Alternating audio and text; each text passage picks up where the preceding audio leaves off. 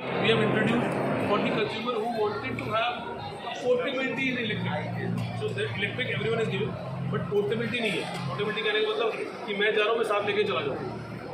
So this is the model. आज मुझे north Delhi से साउथ दिल्ली जाना है. So how would I go? Either I have to take a e-rickshaw or a public transport. In COVID, people wanted to avoid. सब avoid करना चाहते हैं, right? Am I right or not? Right. So with that, what you do is कि this is the one. You start drive from home. आपने ये electric है, आप drive करेंगे चलेगी. उसके बाद आप मेट्रो पहुँचे, आपने चेक किया, you put it down and you carry in the metro.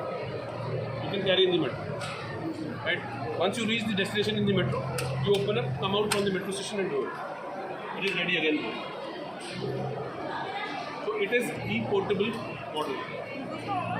This will be for the consumer 20,000 rupees.